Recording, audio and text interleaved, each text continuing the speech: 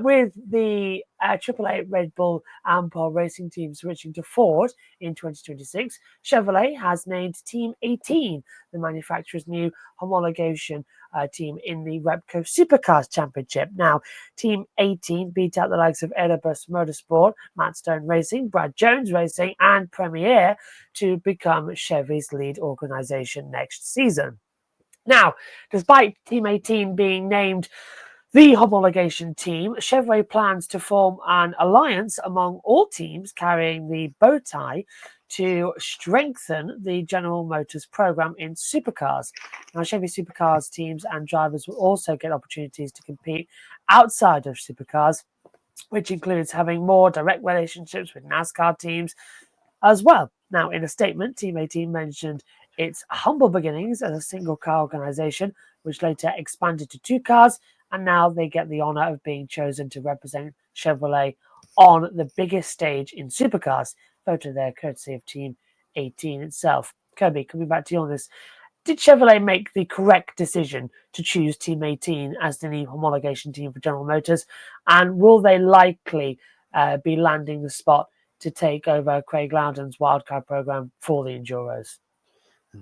Yeah, for me, this came across as a surprise. I mean, when you look at the current Chevy teams, I'm not trying to sound mean by saying it, but there really wasn't much to choose from, right? Yeah.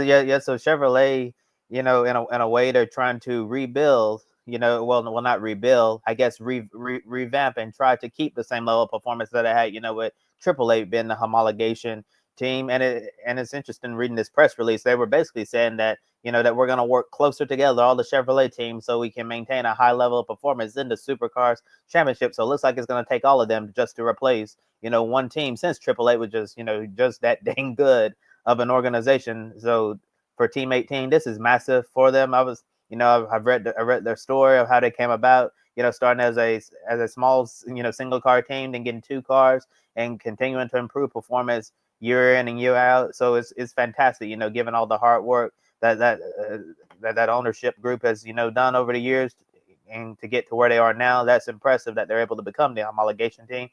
When you're replacing AAA, that's a hard act to follow, but I'm sure they'll be given the best resources possible to try to go out there, and be that flagship team for Chevrolet. But based on what we've seen so far from this organization this season, I think they've done a pretty good job, all things considered, especially with that number 18 car of Anton De Pasquale, which you just saw on the screen. He looked really good this past weekend in Taupo in New Zealand. Yeah, and I think that this will benefit him, joining, being a part of the homologation team. But for his teammate David Reynolds, not really sure what's happening with him this year.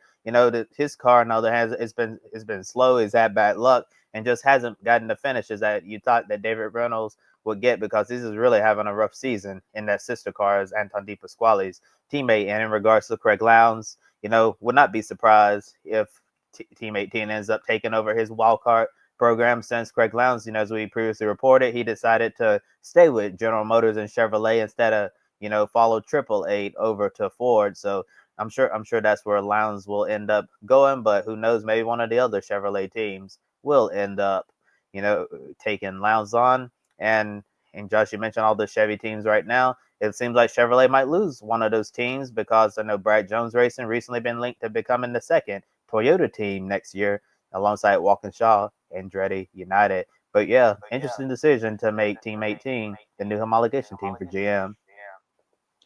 Yeah, like you, Kobe, this shocked me. At the back end of last year, after the Toyota coming in announcement happened, when was that? September?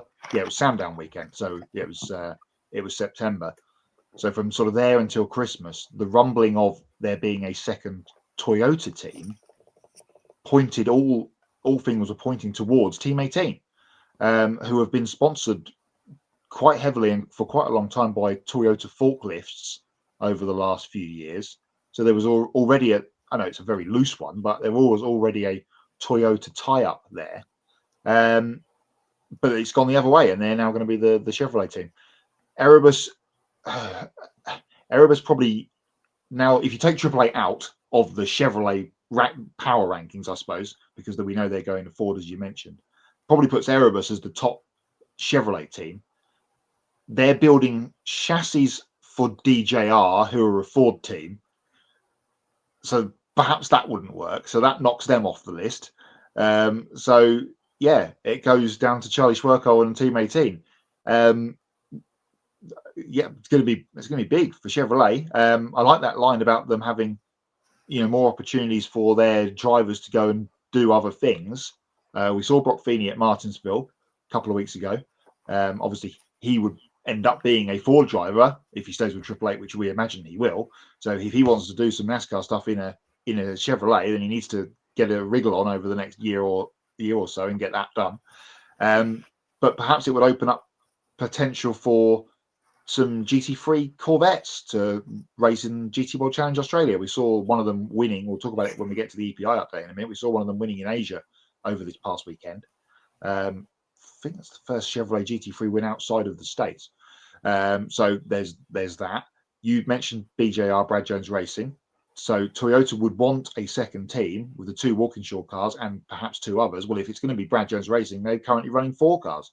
So we could see 6 Supras on the grid in the coming time if BJR end up getting the deal to be the second Toyota team, because you can't imagine. Well, maybe they'll scale it back slightly, much like Tickford have done over the last couple of years with Ford, because they were of course running 4 cars not so long ago. Now they've scaled down to the 2 for Tommy Randall and Cam Waters. So yeah, all up in the air with where the Toyota second team comes from, because Team 18 have taken themselves off the table and signed up with Chevrolet to be the homologation team. Big for that team going forward. They've been in the sport for quite a while, but this is the next.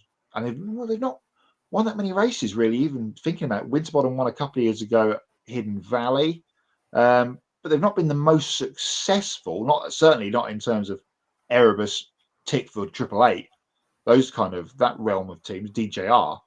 So, yeah, interesting to see how they go. And interesting to see what that does for Chevrolet, because perhaps they could be going down to be the 3rd manufacturer of Toyota come in and do big things. That's a good one from Denver. That was news that broke today. The Velo Adelaide 500 as was over the last couple of years. Velo, a lighting company in Australia, have gone into administration, and because it's now not 500 kilometers this year, it's going to be 600.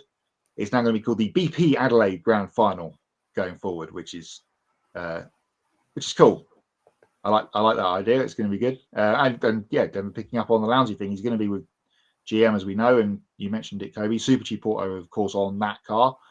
That's going to be interesting to see where that ends up landing, because there's going to be a lot of people in team land that will want Craig Lowndes to be, in some shape or form, part of their team. Brock Feeney going to race in Chicago as well for Carl Racing, which I think is going to be quite interesting. Chicago is going to be another wild card, but I think we mentioned it either on air or just off air last week that they've moved the start times. It's going to be, oh dear, a little bit easier.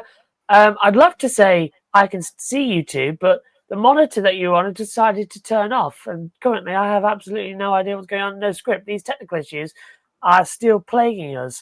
So, off best recollection, you've come back. Excellent. It's like the Bahrain Grand Prix all over again.